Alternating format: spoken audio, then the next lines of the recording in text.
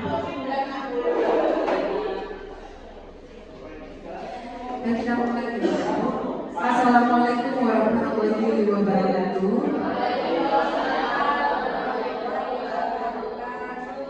Terima kasih kepada Bapak Ibu semuanya sudah meluangkan waktu untuk kegiatan kita diseminasi pembelajaran mendalam atau uji banding. Hari ini adalah hari kedua setelah kemarin dibuka dengan kepala sekolah kita. Hari ini pembahasannya tentang pola pikir bertumbuh dan konsep kerangka pembelajaran yang akan disampaikan oleh Bu Sri Widayati. Sebelum kita mulai kegiatan ini, agar kegiatannya berjalan dengan lancar, maka mari kita buka dengan berdoa terlebih dahulu. Berdoa dipersilakan.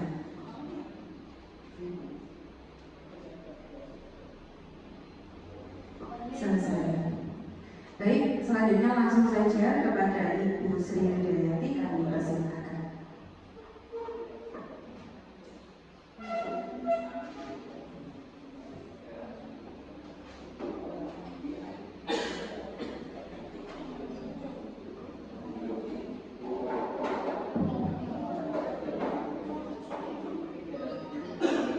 Baik, Assalamualaikum warahmatullahi wabarakatuh.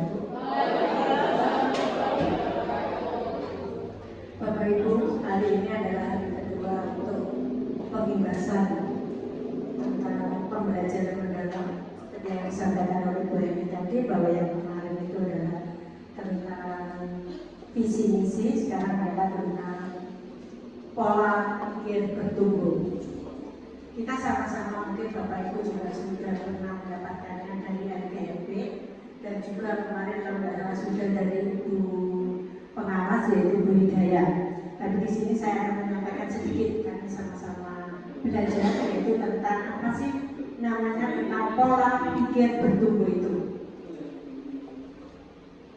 Nah di sini ada pernyataan dari Bapak Menteri yaitu bahwa kalau orang berpikir dengan growth mindset, maka dia yakin masalah yang hanya sedikit itu jalan keluarnya banyak. Kemudian karena itu jangan menyerah. Kemudian jangan putus asa, yakinlah ada jalan keluarnya. Jadi di sini bahwa pola pikir bertumbuh itu di sini kita menanamkan pada siswa bahwa kita jangan mudah menyerah. Setiap masalah itu ada jalan keluarnya.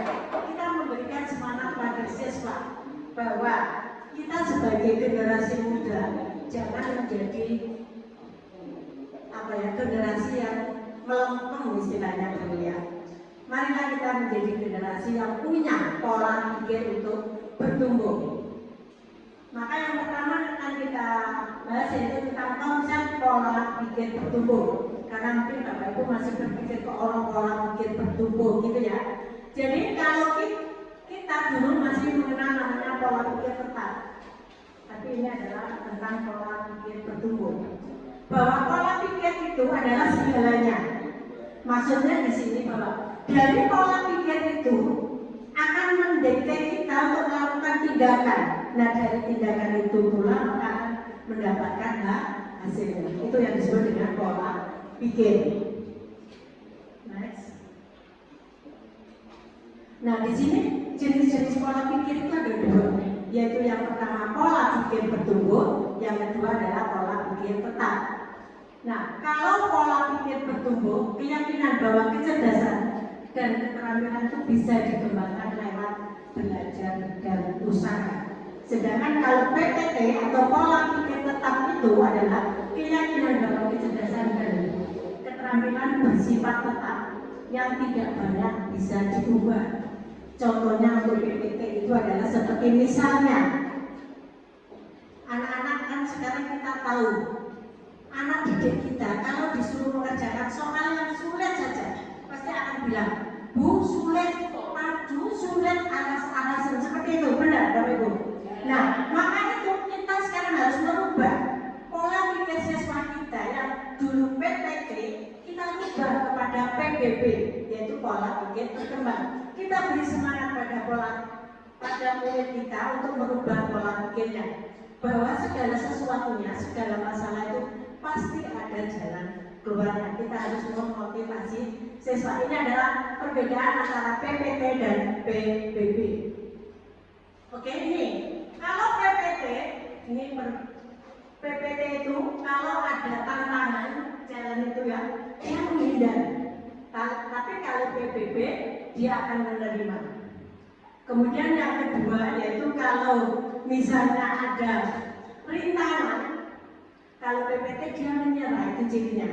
Kalau PBB dia akan bertahan, sedangkan kalau pada dia mendapatkan apa itu yang kedua usaha, bagaimana dia akan berusaha? Dia merasa mubadir berusaha itu karena dia sudah tidak punya semangat ya. Tapi kalau untuk PBB dia akan itu merupakan suatu peluang itu.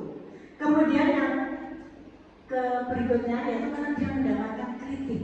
Maka kalau PPT itu dia merasa itu serangan, itu adalah istilahnya olok-olokan. Sedangkan bagi orang yang punya pola pikir bertumbuh itu adalah suatu informasi untuk kita berhasil. Kemudian kalau yang berikutnya kesuksesan lainnya, kalau bagi dia adalah suatu ancaman, bagi PPT adalah suatu inspirasi. Ini adalah perbedaan antara PPT dan PBB.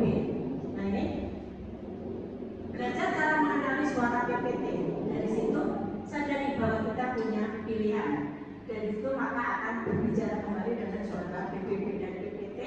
Maka kita berikan anak-anak itu suatu pilihan dan dari pilihan itu maka akan kembali pada suara PBB melakukan aksi sesuai dengan suara pola pikir kita. Ini adalah runtutan dari PPT menjadi ke PBB. Ini adalah perbedaan suara PPT dan suara PBB.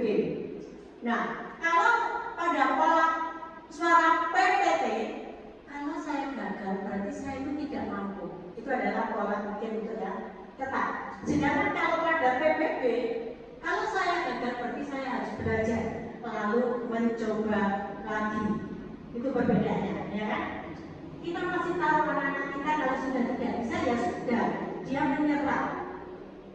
Maka dari itu kita tumbuhkan anak untuk menjadi yang dari punya pola pikir tetap kita ubah menjadi pola pikir bertumbuh. Berikutnya suara pola pikir yang tetap. Saya akan menolak saat menerima tugas yang belum pernah saya kerjakan, sebab resiko untuk gagal akan besar. Benar begitu anak didik kita teman-teman? Betul. Nah, maka ini harus berubah menjadi PPB, yaitu saya akan menerima pekerjaan yang belum pernah saya kerjakan, sebab ini adalah peluang untuk belajar dan mengembangkan potensi diri.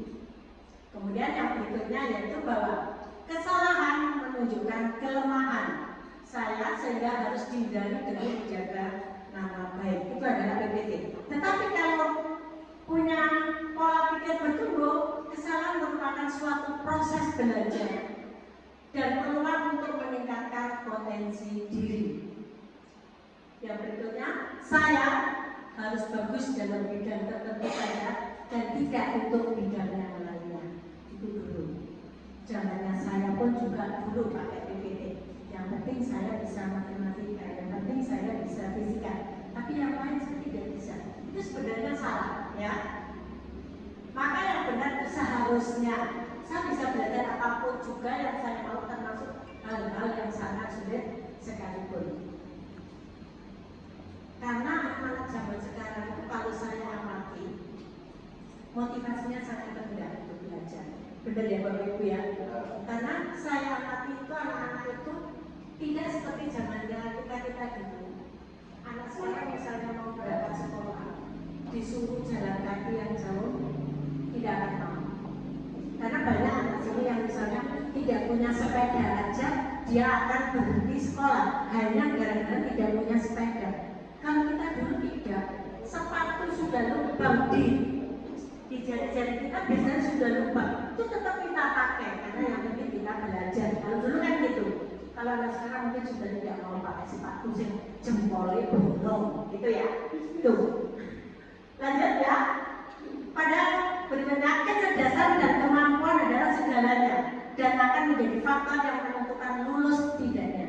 Jadi menurut pola pikir tetap itu, saya pinter itu pasti akan sukses. Padahal belum tentu itu, karena kecerdasan itu bisa diperoleh dengan cara belajar itu tadi. Yaitu kalau pada pola pikir bertumbuh, belajar dan berusaha adalah faktor kunci yang akan menentukan sukses atau tidaknya seseorang. Itu menurut PBB. Sekarang adalah intervensi pola pikir. Ini ada berdasarkan riset saja, saya kira tidak saya sampaikan. Langsung pada berikutnya. Ini hubungan guru dengan murid. Langsung sekarang tadi tentang apa itu, tentang pemahaman tentang PPT dan PBB. Sekarang adalah tentang hubungan antara guru dan murid tentang PBB. Murid mengetahui bahwa gurunya yakin kepada kemampuan muridnya dalam belajar. Jadi murid-murid itu harus punya keyakinan bahwa kita sebelum belajar itu harus tahu tingkat atau kemampuan awal siswa. Berarti siswa guru tahu bahwa saya kemampuannya sampai mana, itu ya. Makanya dulu kalau di guru merdeka yang namanya apa teman-teman? Apa namanya? Kesiapan siswa, ya kan? Atau kemampuan awal siswa. Sebelum kita melakukan pembelajaran kan kita harus tahu kesiapan siswa itu, ya. Maka di sini kalau murid mengetahui bahwa gurunya yakin pada kemampuan muridnya dalam belajar, jadi kita akan tahu belajar siap untuk mengikuti belajarnya. Berikutnya, murid menghormati dan menyukai gurunya. Murid harus menghormati dan menyukai gurunya. Ini yang saya minta pada Bapak Ibu, karena murid-murid kita untuk hormat pun masih sangat ada yang ngomongnya terlalu kasar, ya. Maka mari kita ubah bagaimana supaya kita bisa menghormati dan menyukai gurunya. Paling yang dibenci guru matematika, guru fisika, guru bahasa Inggris, ya. Yang disenangi guru apa? Guru seni, olahraga, guru bahasa Indonesia, seperti itu, ya.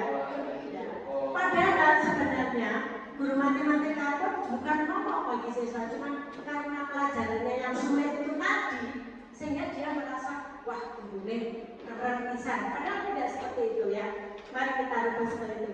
Saya pun juga akan terus bahwa fisika tidak sulit, itu ke anak-anak.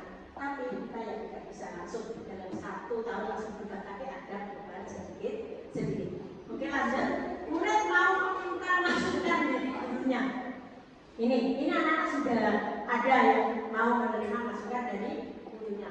Murid sadar bahwa nilai akademik yang diperoleh tidak lebih penting daripada perkembangan diri mereka sendiri. Itu. Kemudian murid merasa aman dengan gurunya. Oh ya, kita. Murid merasa aman dengan gurunya. Itu adalah hubungan antara guru dengan murid. Ujian pribadi dan ujian proses. Ya. Cara guru memberikan pujian atau kritik juga menjadi faktor yang sangat menentukan tipe pola pikir yang akan terbentuk pada muridnya. Ada 2 pujian ternyata memberikan dampak yang sangat berlawanan. Kamu pasti pintar, itu adalah pujian pribadi. Tapi kamu pasti sudah bekerja keras, itu proses, ya kan? Itu adalah perbedaan antara ujian pribadi dan ujian proses. Ini perbedaan ujian pribadi dan ujian proses. Kamu memang berbakat dalam matematika, itu secara pribadi, tetapi kamu butuh materi matematika yang menantang otakmu, itu adalah proses, ya. Dan seterusnya, saya kira Bapak Ibu bisa membaca sendiri. Next. Sekarang yang kedua yaitu tadi tentang peran pola pikir bertumbuh dalam pembelajaran mendalam. Nah, di dalam pembelajaran mendalam itu ada dimensi profil kelulusan DPR yang ada 8 itu, kemudian ada prinsip pembelajaran yang ada 3, kemudian ada pengalaman pembelajaran yang ada 3, dan juga kerangka pembelajaran. Di sini saya tidak akan menjelaskan satu persatu karena nanti ini ada bagiannya Ibu Eli untuk menjelaskan secara mendetail. Di sini saya hanya memberikan secara gambaran besarnya bahwa ada namanya BBL, ada 8 yang dulu ada berdasarkan 6, sekarang menjadi 8. Kemudian prinsip pembelajaran itu ada 3, yaitu pembelajaran yang berkesadaran, kemudian bermakna dan mengembirakan. Sehingga nanti di dalam RPP itu harus mencakup ini. Ada yang namanya dimensi profil kelulusan harus ada, kemudian ada prinsip pembelajaran juga ada. Jadi ada yang apakah dengan pakai berkesadaran atau bermakna atau yang menggembirakan. Ya, kemudian ada yang pengalaman belajar, ini juga ada 3, yaitu memahami, mengaplikasikan dan merefleksi. Jadi harus ada 3 ini juga. Dan yang kerangka pembelajaran itu adalah yang pertama adalah praktek pedagogik, kemudian kemitraan pembelajaran, kemudian lingkungan pembelajaran dan peran pemanfaatan digital. Jadi di sini nanti sekarang pembelajaran itu harus ada praktek pedagogik, kemudian kemitraan pembelajaran. Dalam kemitraan pembelajaran di sini nanti bisa kita berkolaborasi dengan guru mata pelajaran lain. Misalnya saya guru IPA ingin menjelaskan tentang pertumbuhan dan perkembangan. Teman saya akan bekerja sama dengan Pak Joko, itu tentang kesehatan, tentang pertumbuhan makhluk hidup. Itu bekerja sama dengan PJUK. Saya juga bekerja sama dengan Pak Amin karena saya memanfaatkan digital. Itu, sehingga kita harus berkolaborasi. Nanti di RPP juga dicantumkan berkolaborasi dengan mata pelajaran apa. Di RPP-nya dicantumkan seperti itu. Jadi untuk perencanaan pembelajaran mendalam itu ini juga harus dicantumkan satu per satu. Next. Nah, ini adalah tentang kerangka pembelajaran. Sambil yang ada di bawah, seharusnya kan dimensi, tapi ini sambil dari kerangka pembelajaran. Praktek pedagogiknya itu bagaimana, yaitu menggunakan model dan metode pembelajaran yang berfokus pada pemecahan masalah. Jadi nanti di RPP itu kita harus menggunakan model dan metode pembelajaran yang fokus pada pemecahan masalah. Kemudian lingkungan pembelajaran, mengembangkan budaya belajar demi menciptakan iklim belajar yang kondusif serta bisa memotivasi siswa untuk bereksplorasi dan berkolaborasi. Ini sangat membutuhkan pola pikir bertumbuh. Kemudian kemitraan tadi sudah saya jelaskan dan pemanfaatan digital. Saya kira untuk pemanfaatan digital sudah tahu. Sehingga untuk pembelajaran yang mulai dari pembelajaran mendalam ini adalah harus memanfaatkan digital. Jadi tidak ada lagi yang namanya cuma ceramah saja ya Bapak Ibu. Sekarang kita harus memecahkan masalah. Oke, next. Ini adalah pengalaman pembelajaran. Saya tidak akan mendetail, saya hanya memberikan satu-satu. Mendetailnya nanti bagian Bu Eli sama Bu Aya. Pengalaman pembelajaran itu ada memahami, mengaplikasi dan merefleksi. Di sini nanti bisa dijelaskan oleh Bu Eli. Next, berikutnya prinsip pembelajaran. Ini adalah berkesadaran, bermakna dan menggembirakan. Oke, next. KPI ada 8. Next. Ada 8, yaitu ini 8 dimensi profil kelulusan. Ini adalah tentang 8 DPI. Pola pikir bertumbuh dalam kreativitas. Ini adalah ada iterasi, melakukan hal yang sama secara berulang. Iki ya, kreativitas memikirkan hal baru yang lebih baik, inovasi adalah melakukan hal yang baru dan lebih baik. Peran pola pikir bertumbuh dalam pengetahuan nilai dan karakter. Ini adalah tentang pembelajaran mendalam yang secara pengalaman pembelajaran dilakukan secara bertahap untuk mencapai level pembelajaran mendalam. Tahapannya adalah itu mulai dari memahami, mengaplikasi dan merefleksi. Terima kasih. Tapi masih ada satu slide lagi yang harus saya sampaikan. Ini tadi adalah tentang pola pikir bertumbuh. Karena saya dapat dua materi. Yang kedua yaitu tentang pembelajaran mendalam. Pembelajaran yang sangat mendalam sampai ke dalam hati saya, sampai bingung saking mendalamnya. Ya, ini adalah tentang definisi pembelajaran mendalam.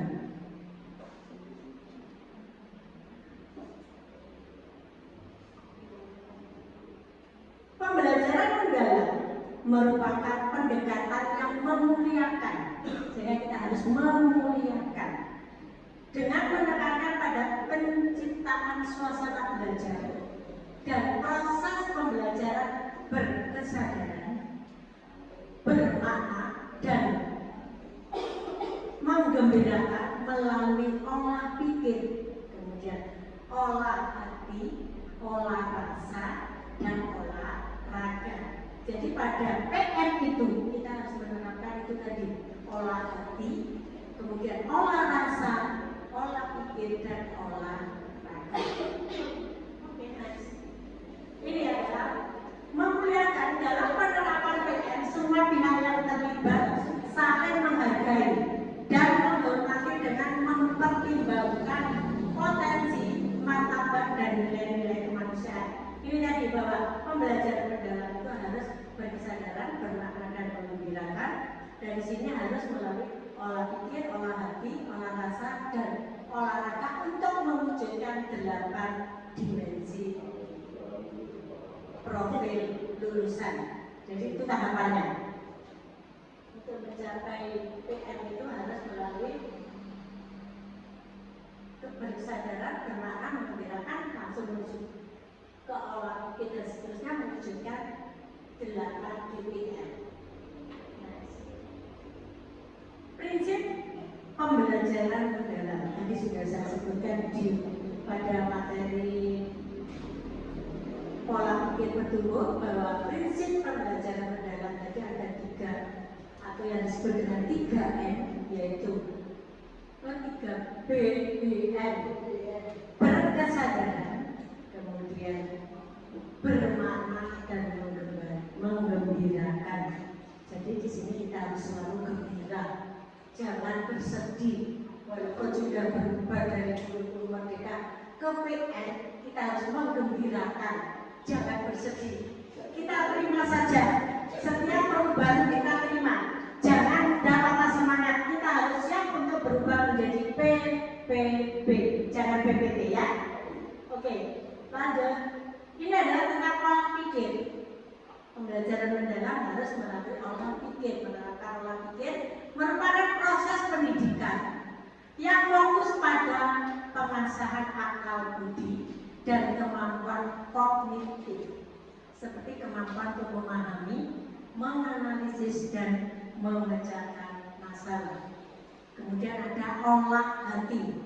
Olah hati ojo baperan ya, bukan berarti harus baperan olah hati ya, tapi adalah proses pendidikan yang mengasah kepekaan batin, membentuk budi pekerti, serta menanamkan nilai-nilai moral dan spiritual. Ini yang mulai berkurang itu adalah moral dan spiritual di anak-anak. Anak-anak sekarang kalau ketemu gurunya, kalau nggak batu nggak mungkin salaman, mesti lari menghindar untuk salaman. Benar nggak Bapak Ibu?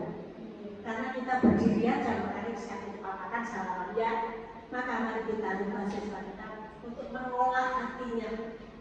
Kemudian olah rasa sebagai proses pendidikan yang bertujuan untuk mengembangkan kepekaan estetika, empati, kemudian dan kemampuan menghargai keindahan serta hubungan antar manusia.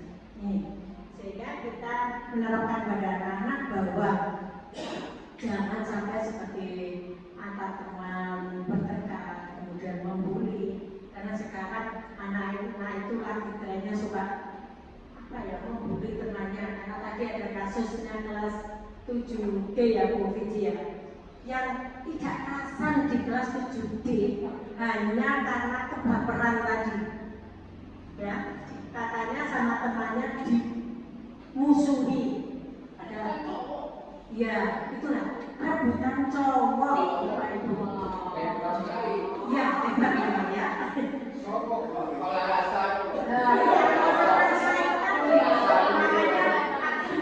Rebutan cowok seperti itu dan sampai nangis gitu ya.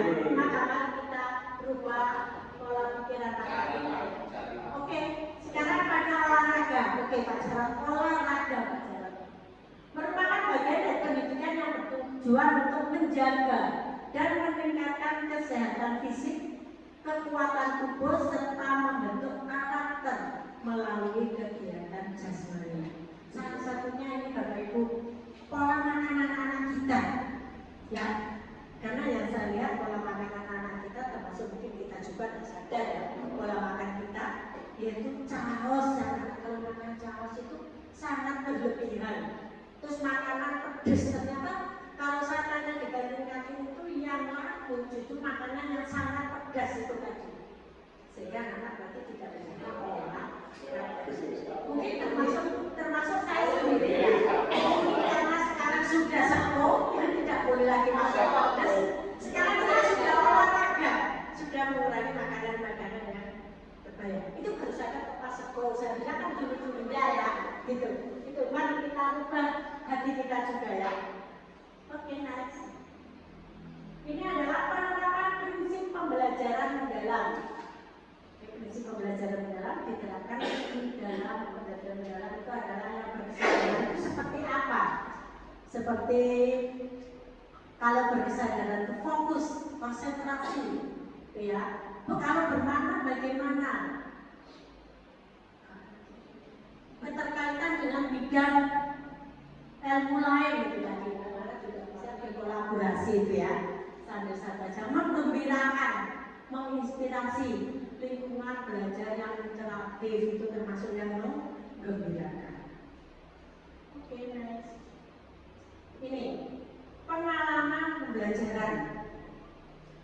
Pengalaman pembelajaran ada 3: memahami, mengaplikasi, dan merefleksi. Ini ada 3M.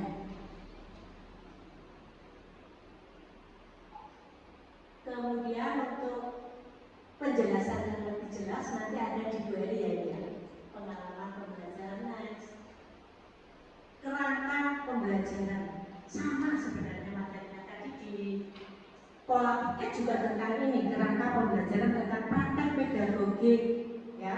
Kemudian tentang kemitraan pembelajaran, tentang lingkungan pembelajaran dan pemanfaatan digital. Jadi yang harus kita pahami di sini yaitu tentang pola pikir tadi, bahwa kita dari pola pikir kita yang tepat harus kita rubah ke pola pikir kita yang bertumbuh. Kemudian di sini dalam pembelajaran kita harus menerapkan satu tentang prinsip pembelajaran, kemudian tentang pengalaman pembelajaran, dan tentang kerangka pembelajaran. Itu harus kita terapkan betul. Oke, next. Apa sih peran guru dalam pembelajaran mendalam itu? Kalau dulu kita berperan sebagai apa Bapak Ibu? Sebagai pendidik, ya. Kalau sekarang peran kita adalah sebagai aktivator. Guru itu menstimulasi siswa untuk mencapai tujuan. Jadi guru itu hanya menstimulasi itu khususnya apa Pak? Memancing siswa untuk mencapai tujuan pembelajaran. Dan kriteria kesuksesan pembelajaran dengan berbagai strategi serta memberikan umpan balik untuk menstimulasi setiap level pencapaian yang lebih tinggi. Next, peran guru yang kedua adalah sebagai kolaborator. Di sini bahwa guru membangun kolaboratif lingkup ini dengan murid, rekan sejawat, dengan keluarga, kemudian masyarakat, mitra profesi, kalau pendidikan itu SMK ya. dan mitra lainnya dalam mengembangkan dan berbagai pengalaman nyata dalam penerapan PM atau pembelajaran mendalam. Peran guru yang berikutnya yaitu sebagai pengembang budaya belajar, yaitu bahwa guru memberikan kepercayaan dan peluang mengambil resiko kepada peserta didik. Sama ya, sekarang kita tidak boleh menyebut peserta didik, kita menyebutnya murid. Saya salahkan di akhir, makanya di atas tadi semua murid. Di akhir saya salahkan peserta didik. Biar saya ingat bahwa peserta didik itu tidak boleh sekarang menyebutnya murid. Nanti kalau di dalam apa itu RTP itu menyebutnya murid ya, bukan lagi siswa, bukan lagi peserta didik, tapi dirubah menjadi murid. Ya, gitu. Makanya di akhir saya salahkan biar saya ingat bahwa saya harus menyampaikan ini. Ya. Ya. Kemudian berikutnya, apakah sudah besok masih ada ini? Elemen ekosistem, ya. Ini ada guru dan siswa itu harus berpacu pada pembelajaran. Pertama kurikulum, pembelajaran dan asesmen. Itu elemennya. Saya kira, terima kasih. Itu Bapak Ibu ya, yang saya sampaikan mungkin bisa bermanfaat bagi Bapak Ibu, semoga bisa diterapkan nanti pada pembuatan RPP berikutnya. Jadi di sini kita merefleksi bersama ya, dalam pembelajaran kita belajar merefleksi bersama bahwa apa yang kita pelajari hari ini adalah yaitu tentang bagaimana cara kita merubah dari pola pikir tetap menjadi pola pikir bertumbuh. Mungkin Bapak Ibu baru tahu sekarang, nanti sudah tahu. Karena saya baru tahu ya waktu pelatihan Opo PBT, Opo PBB, ternyata seperti itu. Ya. Kemudian dari tentang konsep pembelajaran, tentang prinsip pembelajaran, tentang pengalaman pembelajaran. Jadi itu yang prinsip, yaitu bahwa prinsip pembelajaran ada 3, yaitu berkesadaran, kemudian yang kedua yaitu bermakna, yang ketiga menggembirakan. Yang pengalaman pembelajaran ada 3, yaitu memahami, mengaplikasi, dan merefleksi.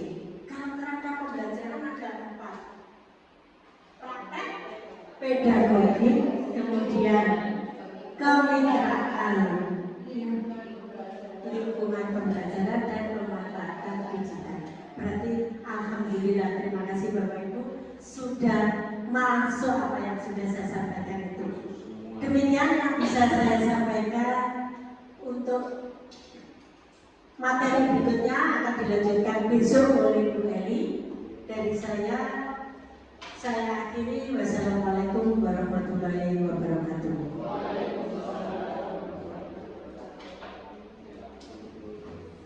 Disampaikan terima kasih kepada Ibu Sri Widiawati.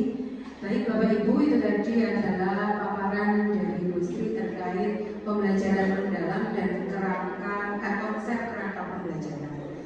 Untuk pertemuan hari ini cukup sekian, karena untuk tugas nanti di akhir bersama Bu Ai untuk mengimplementasikan pembelajaran mendalam dalam rencana pembelajaran kita, atau sekarang PP bukan RPPG.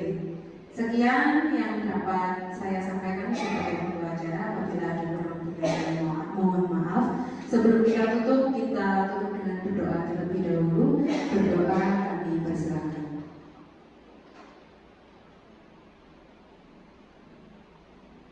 Selesai. Terima kasih. Wassalamualaikum warahmatullahi wabarakatuh.